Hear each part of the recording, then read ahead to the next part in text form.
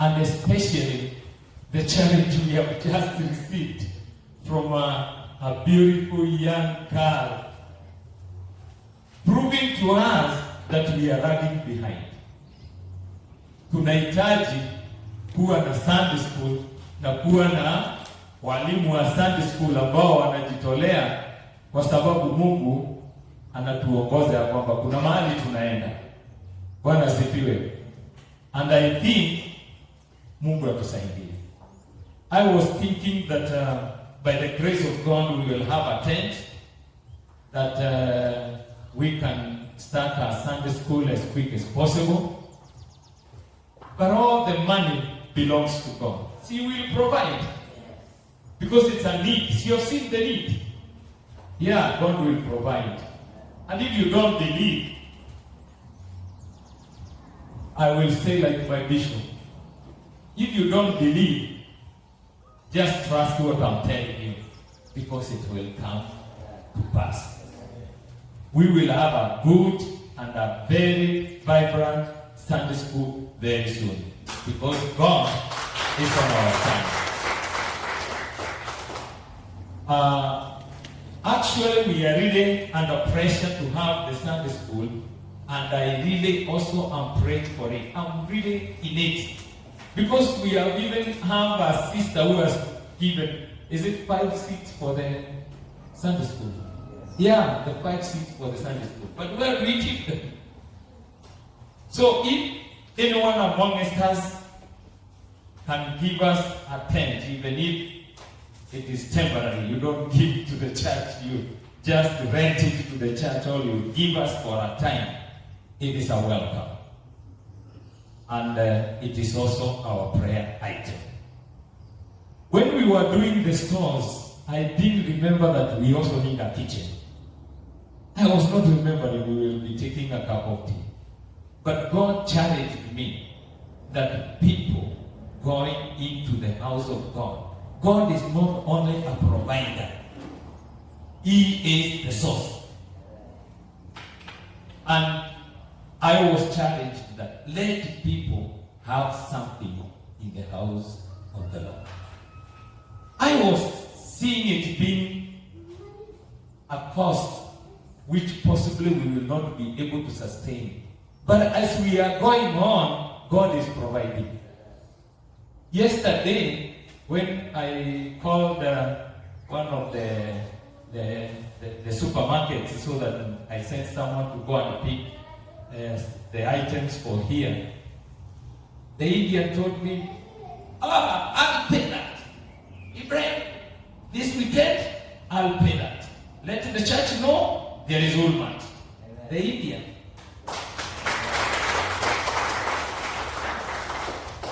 When we were opening the first day, he is among the people I sent the card through the media.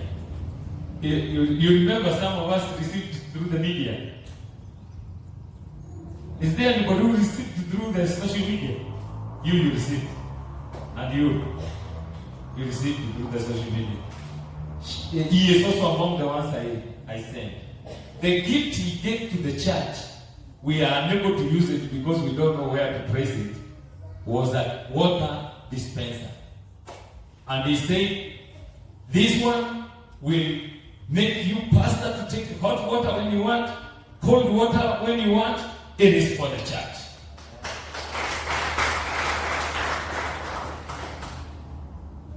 That is just one. God has really been providing. I don't want to tell you that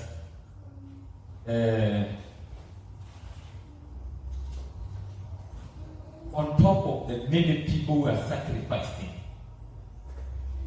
many people who are sacrificing to see this work prosper. I'm not telling you this so that you may feel as if I am counting you are not providing. No. I want you to know that where God is, He provides for His work. If God was not there, there would be no provision. But because God is involved, that's why we are not straining. That's why we are not grinding. Bwana asifiwe.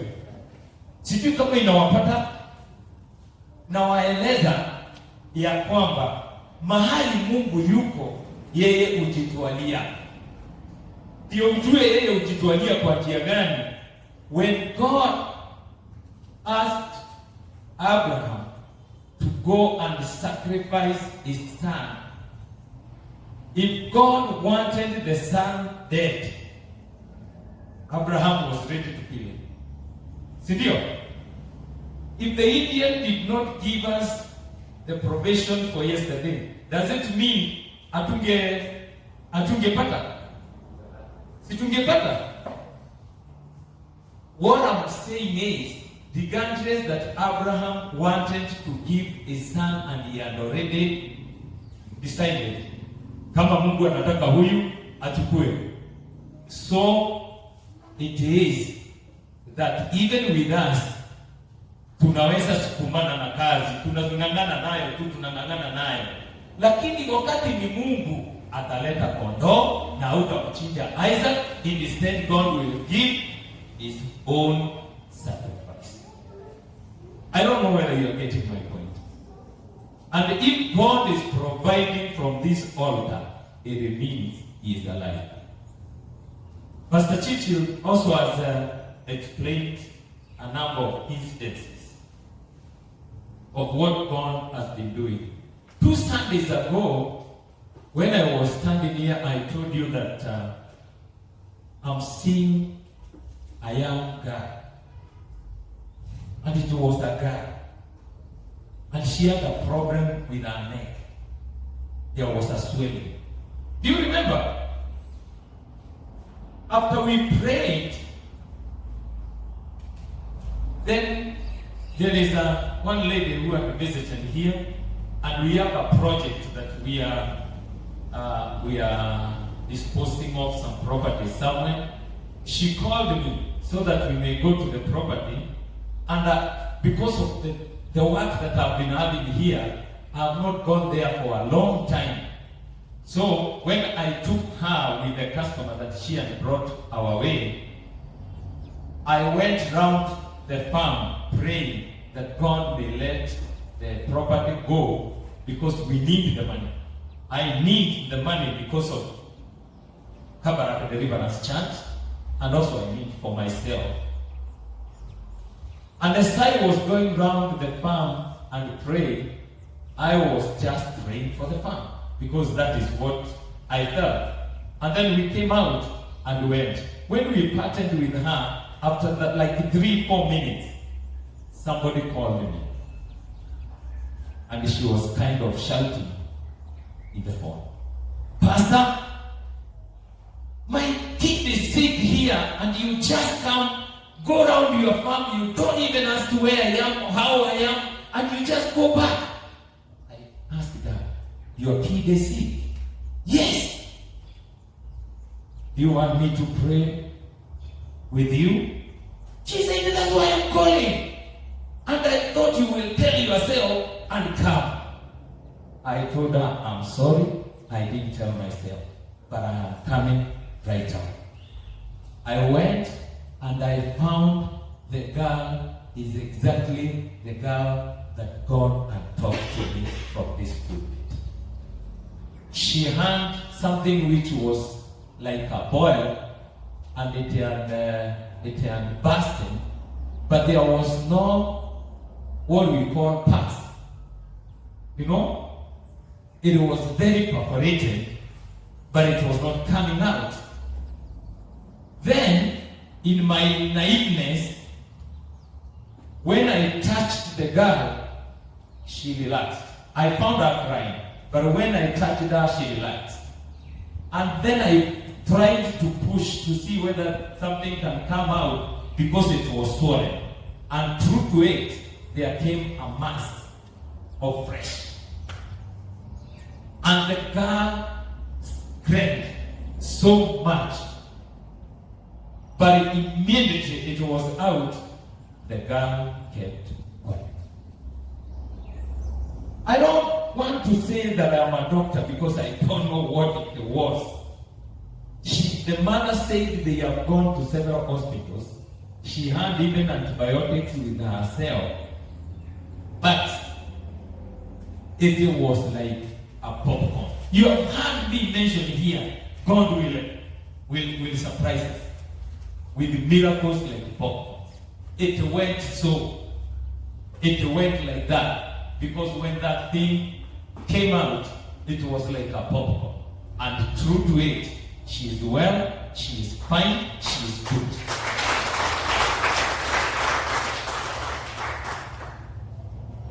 Is that because of me? If it was because of me, I would go to hospital and heal everybody. But it is not me. It is about God. Bwana asifiwe. Last Friday during the kesha, I want to declare this from the pulpit because I saw that this equipment that Brother Wema, Brother Gray, and the Favor have been pushing me to have, I saw them ascend. Is it ascend or descend? Descending, like if they are being brought to me. Not like if they were being brought to me. Actually, they were being brought to me. Because I was doing this way, least they fall down. Are you getting the picture? I believe with the whole of my heart, all this equipment which they have been telling me, we are going to have them in Jesus' name. The Bible says that it is not by might, it is not by power, it is by the Spirit of God. And we will have them. That's like a warm-up, but we are putting our house in order. And you turn to somebody and tell him, all her, this is home. Tell the other person, hapa ni nyumbani. Na nyumbani watu wanaongeana, si kweli? That's why we are talking, because we are at home. Turn to somebody na umwambie wakati wa kufinyansi umefika. The potter's time has come. Turn to somebody. Speak. Tell someone the potter's time has come. What is the work of the potter? What is the work of the potter? Kufinyanga, si ndio? Kufinyanga? Are you ready? Are you ready? Show me with the sign of the hand in Jesus' name. You are ready kufinyangwa? Unafikiri mchanga inasikia utamu sana wakati inafinyangwa Kama ina uchungu inasikia uchungu kwa sababu inavunjwa, inachomwa ndio iweze kuwa nini? Ile chombo mwenye anafinyanga anataka. Our potter is Jesus Christ. Our potter is God. And we have come because we want to be realigned with His will. Bwana asifiwe sana. We have come because we want God to take control of our lives. Amen. Today, I have promised you that I want to talk about the blood of Jesus. That is our topic today. The divine blood of Jesus Christ.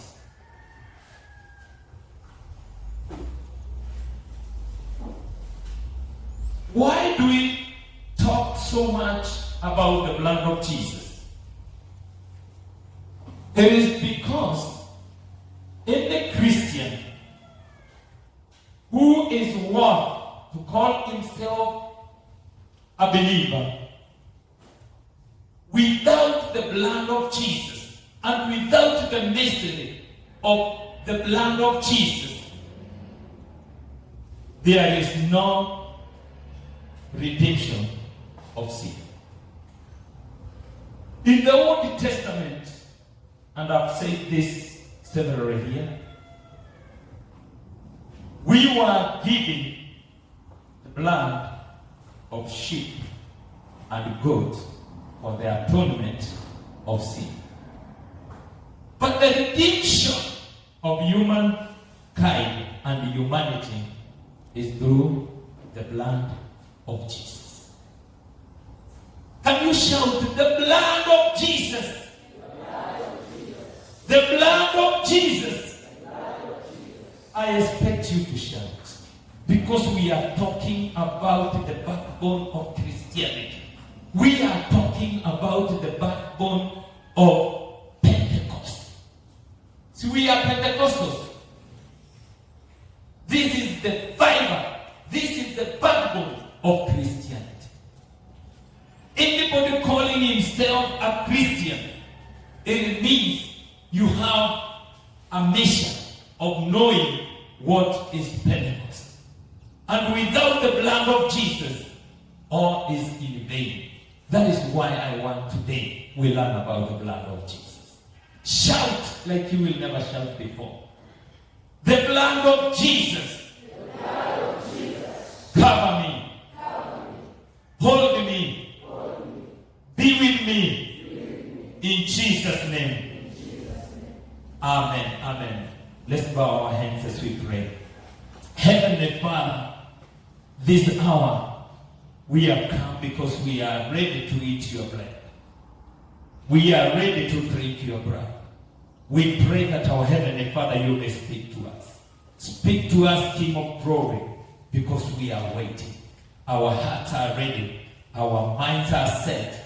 We just want to receive from you, because you and you only can bring change to us. We thank you and we worship you, for we ask this in Jesus' name. Amen. Amen. Everybody say amen. Amen. Amen. Amen. The blood of Jesus is the only blood which has been divine. Ni damu ya Yesu peke yake ambaye imekuwa damu takatifu. Damu zingine zote zile zilikuwa za kutenga na kufanya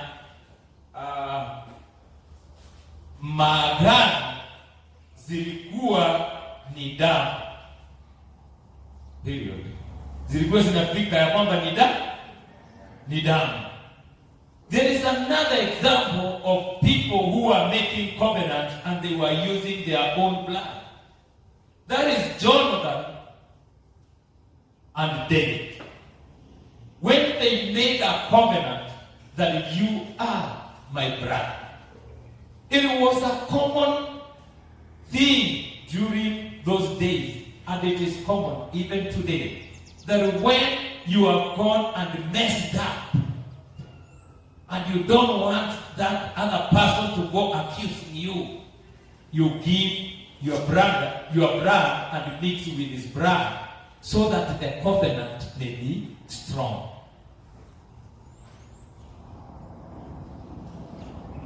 Others, and this is common with the people who are unbelievers and who believe in other altars, they give the blood of very weird things. Sometimes they ask for a sheep of one color, a goat of one color, a chicken of one color. And the blood of a chicken, a human being can be so naive to a point that you are being cheated that it can help you. It can't. Because we murder chickens every day for our food. Sindio? If there was a covenant which was standing, the slaughter place, then there is where the lawyers, the judges, and all senior councils would be because of that blood. But because that blood is meaningless and it is just as a sheep, because of where it is being handled from, that is what makes the difference of the other blood and the other blood. The blood of Jesus is also redivide among the bloods. Because in the old times, when there was the tabernacle, that is where the covenants and the redemption of sins and atonement of sins was being done. You remember that? But when the offering is brought before God, it was different from the other sheep, from the other goats, from the other plants. You get it? And also, even when it is not brought to the altar, like during the time of the Passover. You remember the Passover? One was asked by God to kill whatever the animal. No, it was a sheep. You must kill a sheep. And then on the lintel of your door, you put the blood of Jesus. And when the angel of death will come, after seeing the blood, he will pass over. Bwana asifiwe. Blood has been used since time immemorial for covenant. But when Christ came, the issue of other blood was set aside. Why? Because Jesus did not come to do away with the First Testament. No. He came to strengthen it. Bwana asifiwe. Kama ile mzigo ulikuwa unabeba ukiweka kakaba kadogo kana katika. Kama unataka kuimprove na unataka kuibeba, utafanya nini? Si utaweka mzigo amini kama ambayo ni stronger. Si ni kweli? Na kama maombi ile unaomba, unaona kama ifanyi kazi, utafanya nini? Si unazidisha, unaweka maombi strong. Bwana asifiwe. In the same manner, that is what happened. And that is why the Bible in 1 John, it is talking, 1 John 16, that God loved the world so much that he sent his only begotten Son. Meaning haikuwa inatosha, ndio Mungu akamtuma mwana wake wa pekee ili afe kwa ajili yako na kwa ajili yangu, ili zile dhambi zilikuwa zinafunikwa. Badala ya kufunika dhambi, tuwe ni kukombolewa, tuwe ni kusamehewa, tuwe ni kutolewa na zinasaulika. Bwana asifiwe sana. Na ndio ilikuwa inafanya wana wa Israeli hata wakati wamesamehewa wakija. Is it so deep that you are not understanding? Ni nzito. Hayo mafunzo ni mazito. Mnaelewa? Kama mnaelewa, inua mkono mnipungie. Bwana asifiwe sana. Amen. I want we get the mystery of our salvation. Amen. I want we understand this salvation that we talk about. I want us to know when we are talking about operating on an open heaven, how does it make us reach there? Bwana asifiwe. Because our faith in God is sure. The Bible says it's amen and yeah. Or rather the other way, it is yeah and amen. Bwana asifiwe sana. I want us to reach a point whereby our prayers will be effective. So that as we work for God, we will be knowing we are not doing work in vain.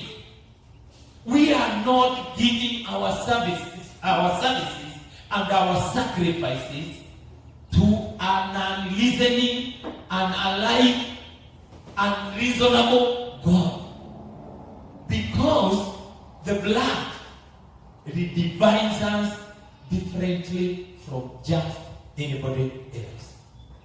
The power of a believer is hidden in the blood of Jesus. The work of the cross. And even when you hear somebody telling you, tukiangalia msalaba. See, the Bible is talking about the cross. Kuangalia msalaba haikuwa ni hiyo miti ndio umuhimu wake. Ni ile damu iliyotoka pale msalabani. Hiyo ndio inafanya tunaangalia Kalvari. Kalvari bila Yesu haina nini. That is why the hill was there before, but they were not talking about it. Is it making sense? That is why many people have been sacrificed in the cross or on the cross, and nobody was talking about the cross there before. It was not a new thing which was devised because of Christ. It was a way of shaming people. Bwana asifiwe. The meaning of the cross is the blood of Jesus. A preacher called John Hagen says that all those who love God with all their heart will be thrilled to find and understand the blood of Jesus Christ. It is in his book, which is called The Divine Understanding of Godliness. All those who love God with all their heart will be thrilled to find and understand the blood that made them free. Bwana asifiwe sana. I urge all of us that we may understand what is in this blood. Because in the blood of Jesus, there is no striving, there is no struggle, and that is where there is the secret. And unless we know what kind of the covenant that Jesus entered into with us, we will be struggling, and we will be believers who are struggling with issues, struggling with healing, struggling with our marriages, struggling with our education, struggling with our studies, struggling with every day-to-day life, and we are not understanding why, and we are not understanding where to go. But once you know the secret in the blood, you will be knowing that with the blood, I am more than a conqueror through Christ Jesus.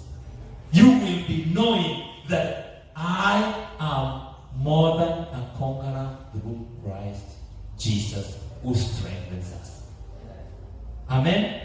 That is strengthening so that we may become conqueror. It is through the blood of Jesus. That is strengthening so that you may become an overcomer. It is through the blood of Jesus Christ. The secret is blood. God, through his own mercy and his understanding, which the Bible says, and I repeated here saying, I don't really agree with it, but I have no choice because it is the word of God. That the ways of God are higher than our ways. I was saying, why did they compare themselves with God? But anyhow, that is what they did. Through his understanding and through his wisdom, he chose a virgin to become the mother of the divine Christ, because the blood which was needed to make the atonement, the blood that we are talking about, which has transformed the whole world, the blood that we are talking about, which has brought change to mankind, is only the blood of Jesus Christ. In Christ, there was no divine connection. If there was no divine birth in Christ, then even his blood would be meaningless. I don't know whether you got it. I pray that you may get it. The blood of Jesus, the value that is coming into the blood of Jesus Christ is because he is divine. It is because he was from the Father.